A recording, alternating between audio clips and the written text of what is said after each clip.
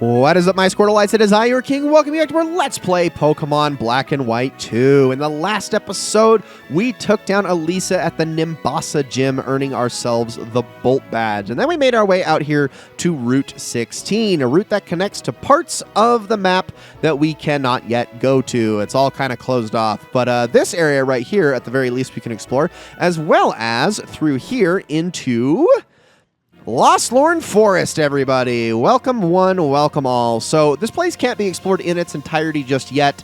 We need Surf and Waterfall to get the last couple of items in this area, so we'll double back here eventually in the playthrough. But for right now, there are still a number of things that we can get, as well as a number of Pokemon we can go over. And there's also a Pokemon breeder here. As is always the case with Pokemon breeders, they rebattle you every single time you step into this area. So you can just constantly farm them for experience, although they generally have weaker Pokemon that aren't going to give you too much. Well, I don't know. Tranquil's not too bad, I guess. So maybe I'm over-exaggerating a little bit. But yes, we are going to battle this Pokemon breeder. And while I battle this Pokemon breeder, I'm going to go over all of the new Pokemon that can be gotten in this area. The non-mentionables being a Swadloon. Actually, that's the only one. But then there's a whole bunch of new Pokemon that I have to do bios for, which are Roselia, Combi, Heracross in Black 2, and Pinsir in White 2. Roselia is a grass and poison type that evolves into Roserade when exposed to a shiny stone. As I just used one in my last Platinum playthrough, you should probably know that this Pokemon is pretty damn strong, with great special attack, solid defenses, and good speed, with amazing type coverage, and probably the best combination of abilities for this particular type pairing outside of starter Pokemon. The problem is, of course, always that there's going to be that elusive shiny stone issue, and guaranteed spawns for shiny stones are not great in this game. There are plenty of random sources you can find one as early as, honestly, 1 or 2 routes from now, but you're going to be searching for a very long time until you get lucky, as the odds are very, very low. If you can get your Roserade, however, it's fantastic, but I think I've said my piece plenty on this one already. Combi is a bug and flying type Pokemon that evolves into Vespiquen at level 21 if, and only if, that Combi is a female, of which they have a 1 in 8 chance of being. Obviously, there's no sense in recommending this Pokemon if you don't evolve it, but if you do, you're given a very solid defensive stalwart with good offenses whose only downside is its very low speed. But again, in Generation 5, low speed isn't always a bad thing. It has a good array of moves at its disposal, including its signature attack, defend, and heal orders, all of which are excellent in their own right. Plus, if you had a flying move or even something like Power Gem, which it does learn from leveling up, it can fend off some of its greatest weaknesses pretty well. Honestly, this is a solid recommend from me amongst bug types. Not the best you can do, but certainly not the worst. Heracross is a bug and fighting type Pokemon that doesn't evolve. This thing has great stats across the board, with that 125 attack stat and 85 speed stat making it a solid physical sweeper that can bolster itself even better with moves like Swords Dance and Bulk Up, although both of those have to be learned through TMs in this generation. The type combo is great, it hits hard, and it doesn't have downright bad defenses, which makes it better than most in that regard. This Pokemon is just good. Very good. It also has a very strong TM learn set with moves like Bulldoze, Stone Edge, Shadow Claw, and even Aerial Ace for excellent type coverage. As long as you don't put it up against super fast flying types, you're almost always going to have a great time using this Pokemon. Pinsir is also a bug-type Pokemon that doesn't evolve, and while often compared to Heracross, it's just kind of slightly worse in every single way. Sorry, White 2 players. Its monotype gives it less access to strong moves, its speed is slightly lower in order to bolster its physical defense, and its learn set is mostly comprised of fighting moves while not actually being a fighting type like Heracross, which kind of defeats the purpose. I mean, it's a good physical attacker, yeah, it just isn't taking as much advantage of its own strengths like Heracross does, while also learning even fewer interesting TMs. Honestly, I'd pick Vespiquen over this guy if you must pick up a bug type. You're better off having something that can do more with less than Pinsir can. Now, it is also worth mentioning that in Rustling Grass, you have a small chance to run into Pansear, Panpour, Pansage, as well as Amalga, which all first appear in this area. But I should also mention that a lot of the Pokemon that can be found in this area are repeatable in a future area, or at least a lot of the Rustling Grass ones. And then Route 16's Pokemon are actually identical to the next route to the west of Nimbasa, which we'll talk about that a little bit later. But for now, let's keep exploring around here. Like I said, we cannot go up top. There's a veteran up there. We can't really do anything with them. But inside each of these grass clumps, there's going to be Pokemon Rangers. There are 2 in this area, and they obviously give berries once all is said and done. So we'll get through these battles just fine, and then go on about our day. And then we can double back through Nimbasa and head west to the Driftveil Drawbridge. So Trubbish here, not really too worried about a little Trubbish guy. I mean, he's cute and all, but he's not very threatening. Unless, you know, he hits me with something big here, which I mean, I can't really imagine that's going to happen. I think I'm probably going to be fine. Especially because even with that stockpile, I don't think it's going to be surviving even this cut. And I was right about that. Well, I wanted to be 100% sure. I mean, obviously, I can always eat my own words. Now, I said in the last episode that Trapinch evolves at level 32. I was wrong. It's actually level 35. Wanted to clarify that. So we're going to be holding on to the experience share on Farina just a little bit longer than I want to. But that is okay, because once he evolves, he will actually be able to hold his own a little bit. Now, okay, that hidden item appears to be up on the cliff, so I'm not going to worry about that. Also, I could have sworn this other ranger was in the clumps of grass, but apparently I was incorrect about that. I'm sorry I stated that so confidently, and I was completely wrong. So that's my bad. Yeah, okay. Ranger Forest, which, you know, that's a perfect name for a Pokemon Ranger, gotta say. All right, Amalga. Ooh. Challenger, I'm going to trust you to handle this one just fine. I think you can do it with your cuts here. Oh, that's not good. Well, we have Aerial Ace as a failsafe if need be, even though it's not going to do the most damage. Come on. Can we please land these cuts? No, stop using double team. You're going to really make me use Aerial Ace here, aren't you? You suck. Oh, we got to cut. We got to hit. We got to hit, everybody. All right, let's use Aerial Ace because this won't miss. Shockwave. This is going to hurt. Especially because, well, I mean, it is super effective. And stab and ow. Okay, don't hit me with the static, please. Thank you. Challenger.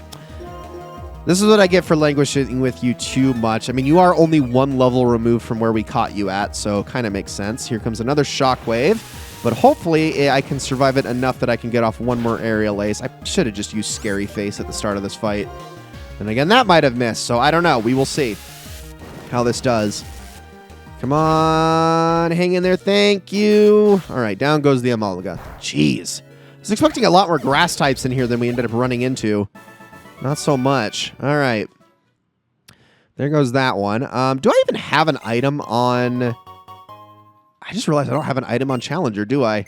Not that I can give him a flying boosting item, but maybe I can give him something else, like maybe the Bright Powder would be good, or... Oh, that's probably it, actually. Yeah, let's just give him the Bright Powder. Why not? That's probably going to be helpful. There we go. And then, oh, Kamina. What can I give Kamina? Kamina, do I have a magnet? I don't think I have a magnet just yet. Would be nice. Oh, there's also the leftovers. You know what? Here, let's do that. Let's give the leftovers to Challenger. Just because he doesn't really have a way of... well... None of them have a way of healing themselves, but in particular, I think that's going to be nice with him. So, yeah, well, there we go. That's good. Oh, what am I doing? I should... Well, actually, I think I'm good in here. I don't think there's any other trainers in this area now that I think about it. Let's talk to you.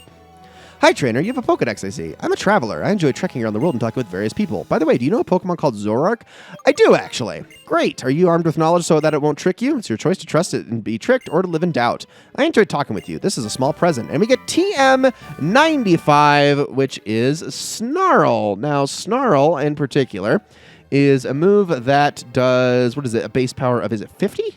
55, with an accuracy of 95%, and it lowers the special attack of all targets it hits by exactly one stage. Really good move, actually. They say Zoroark settled in around here about 2 years ago. It changed the appearance of this grassland with its illusion ability and tricked people and Pokemon. It's an outrageous rumor, but a rumor has some truth in it. Every rumor has a kernel of truth to it.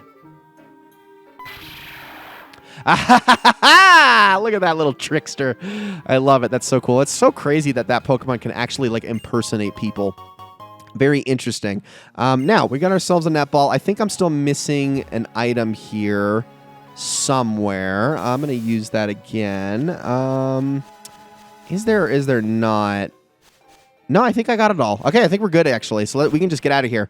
All right, cool. That was Lostlorn Forest, everybody. Like I said, we can come back there when we get Surf and Waterfall and explore it to its fullest. But I do believe that that covers pretty much everything.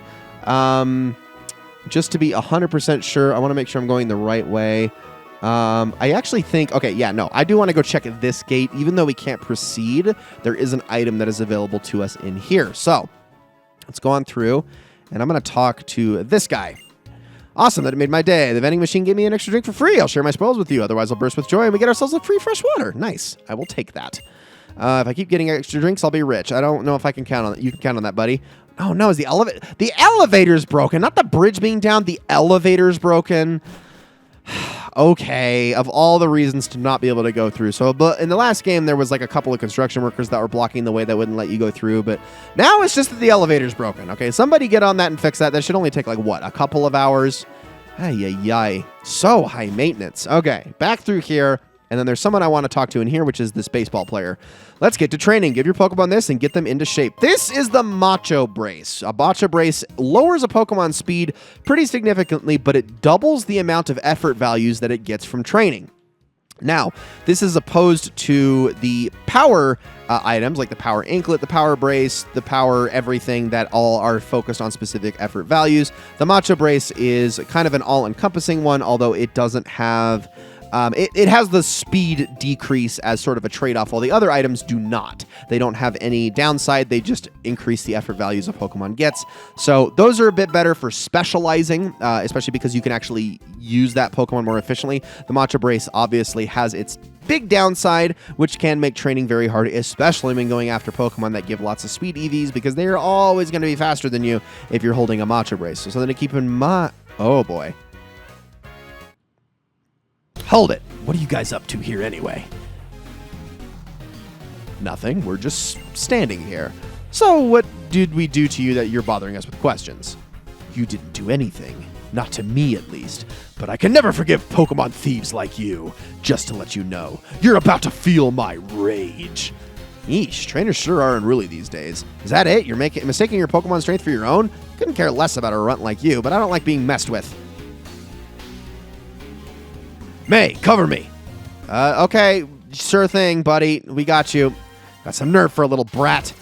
All right, well, it looks like Hugh has decided to pick a fight with Team Plasma again. He just cannot help himself every single time. I mean, I don't really know what his deal is. Actually, I do know what his deal is, but it's like, Hugh, can you not be such an edgelord? Is that, like, impossible for you? Do you have to be such an instigator all the time and be, like, so emo about it? Like, my goodness, dude. You're not even like Hot Topic levels of emo. You're just kind of... How do I put this? I'm trying to think of like a better way, a better comparison here. Not Hot Topic, but more... I almost want to say 4chan. Maybe not 4chan. No. He's not messed up enough for that, I would say. How about... I got it. Old school RuneScape forums circa 2005. Yes, that is more Hugh. Okay. I guess at the time it was just RuneScape, not old school RuneScape. So my apologies. I'm next. I saw this Pokemon 2 years ago and I've been training it ever since. It's tough. It's also very stolen. Extremely stolen. I like how Hugh beat his trainer or his Team Plasma member at the same time that I did. But all right. You got a Trubbish on you. That's fine. Challenger. You're up, and yes, I will be switching over to Kamina here soon so she can actually get some more battles in, because she could definitely use a little bit more experience. I don't want her lagging behind too much, especially as we get into the next area, because she's going to need all the help she can get for at least a little while, but don't worry, she's going to have her time to shine in due time, I promise. Got to work on getting her to level 37, too, because that's when she's going to get her absolute best move. There we go. Good job, Challenger. Farina gets a little more experience. There we go. Not bad. That wasn't too difficult. They're never too difficult, though. You gotta be kidding. And I bullied it so much over the last 2 years to toughen it up, too. That's probably why I didn't actually get all that strong. But you give it up. I can't believe you lost to 2 kids. Just because you're strong, I'll tell you this. We Team Plasma are searching for something. When we find... Dude, you guys, you cannot give up so much information. This is like the moment where, like, the other 3 grunts look at them and go, dude, what the hell? Shut up. So they're looking for something special that's going to help them unlock true power. 5 years ago, Team Plasma stole my little sister's Purloin. It had been given to her as a present. I was only a little kid. I couldn't do anything. So that's why I have to get stronger. Good work. I knew you had good instincts. Well then. Aw, well thanks, Hugh. Listen up, you fill up that Pokedex. Keep getting stronger and stronger, and back me up. I'll be counting on you from here on out, too. You know, it doesn't, I don't think, emotionally resonate with me nearly as much as Elise's speech to Bianca's father in this, like, similar scenario, but that's fine. It's fine. It's okay. It's whatever. All right, on to Route 5 we go. And there are absolutely no new Pokemon to go over in this area, but there is a whole bunch of other stuff to go over in this area, and Bianca is going to introduce us to the first of those things. Nice timing. I was wanting to give you this, and we get HM02 Fly. That is going to be a nice boost for Braviary. Ta-da! It's a Hidden Machine Fly. When you use this move outside of battle, you can go to places you want to go, like a Pokemon Center. By the way, May, do you know about Hidden Grottos? I'm going to say no. Okay then, I'll explain. Sometimes you can find a grotto among trees where Pokemon like to hide. That place is called a hidden grotto. Makes sense, right? Sure. Maybe you can show me? Wait. Over there. I heard something from that direction. I have good ears. Hey, come with me. All right, we're coming, Bianca. We're coming. Let's take a look and see what we can find. Oh, hold on a second. I think I see it.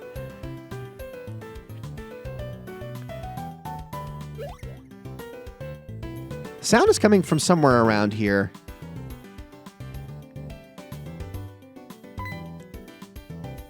Wow, here it is. There's a gap, and it looks like we could fit through. Come on, let's go have a look.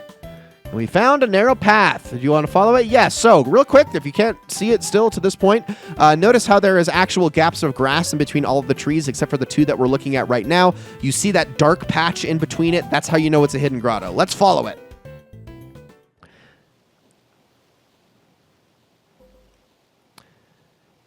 Hey, a Pokemon. A Pokemon that hides in a place like this might be pretty amazing.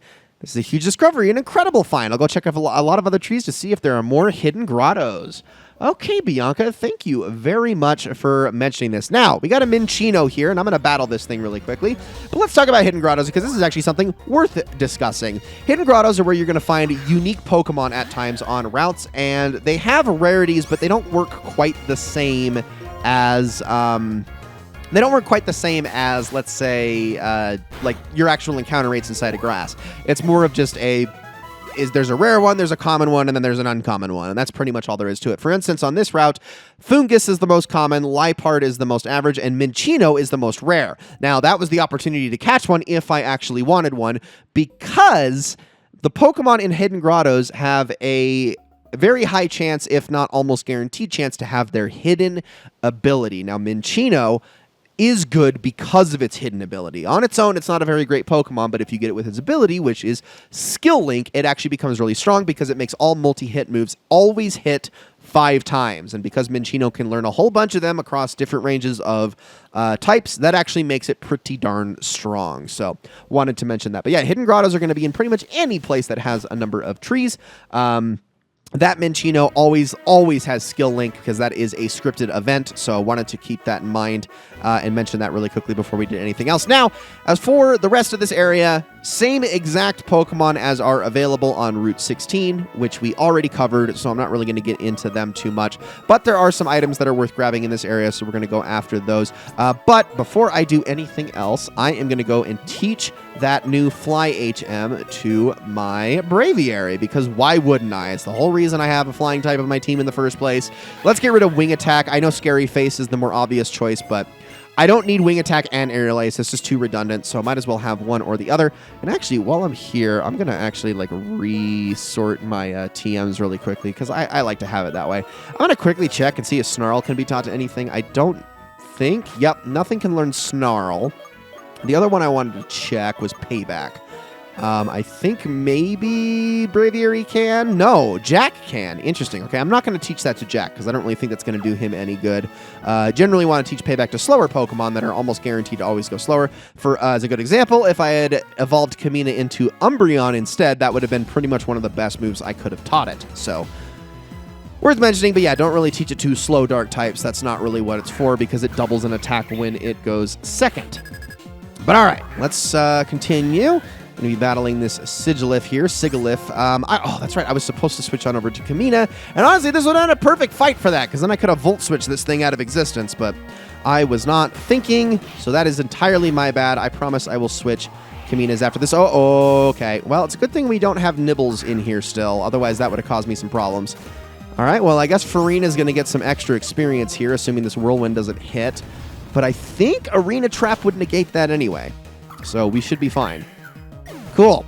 That'll be some nice experience for you. And we have defeated Artist Horton. Wait, you just got whitewashed? Oh, man, dude. I'm sorry, bro. Twitter's going to have a field day with that one. Or at least they would have back when this game came out. I don't think Twitter really gives two shits about whitewashing nowadays, given the state of it now. But we're going to get a Super Repel, which is good because I had to use one to make my way through this route. And I'm going to fight you next. And I should also pull out the dowsing machine because I'm pretty sure there's a hidden item to my left, but I want to be absolutely sure. I need to be going through these routes with the dowsing machine at all times. Anyway, all right, a Badoo! Little Badoo. I love Badoo. So the only problem with Volt Switch is I have to be very sparing in my use of it because I obviously don't want Kamina to have to switch out for no reason.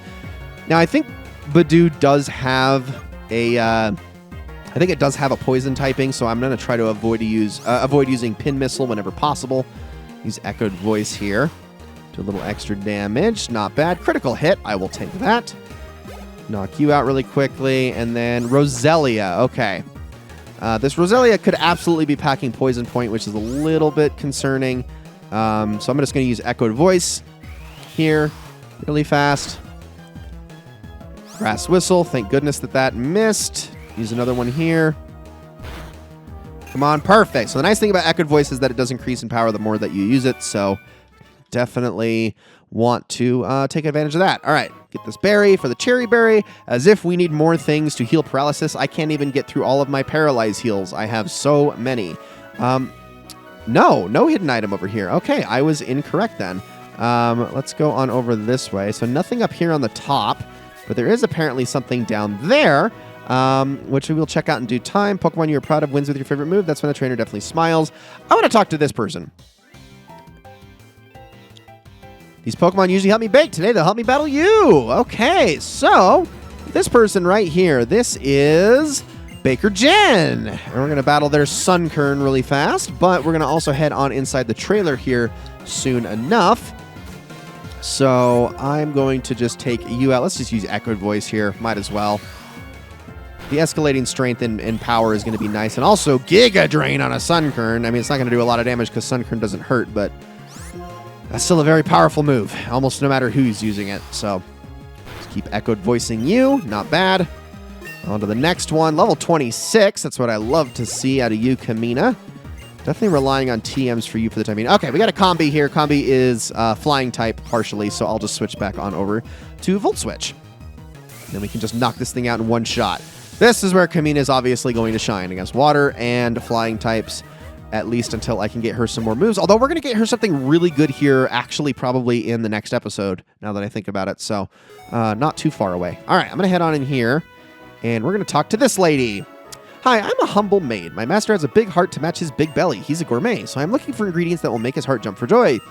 Oh, that aroma smells so gourmet. Do you have a wonderful ingredient in your bag? Would you consider selling it to me? So, the Hungry Maid is one of our very first examples of what we would call an item maniac. They like to buy things of certain quality or something of a certain class that is going to give you... she's basically going to give you a lot of extra money for these sorts of things. The most ideal thing that you're going to want to bring this maid in particular is mushrooms, because mushrooms are really only used for selling, but she pays almost double for them. In fact, balm mushrooms are going to give you a ton. So I'm going to get 500 for this tiny mushroom when they usually are only worth 250. Now, this can be any edible item, so this can be everything from like berry juice to lava cookies to Castelia cones. Anything that is a food ingredient of some kind, she will be able to buy it for you for double. But mushrooms are the main thing I would recommend you bringing her, because there is now no point of selling them at the Pokemon Center when you can get so much money for them. For instance, I believe she gets the balm mushroom for something like, is it like 25,000 or something like that? It's a ridiculous amount of money, so... wanted to mention that and make sure that you keep that in mind. But all right, I think we are going to be done with this episode, guys. Thank you all so very much for watching. In the next episode, we are going to continue the rest of our way through Route 5. We just got trainers to battle and items to grab here, and then we're going to be heading over the Driftveil drawbridge on to Driftveil City. So thank you all so very much for watching. I hope you all enjoyed this episode very, very much, and I will see you all in the next one.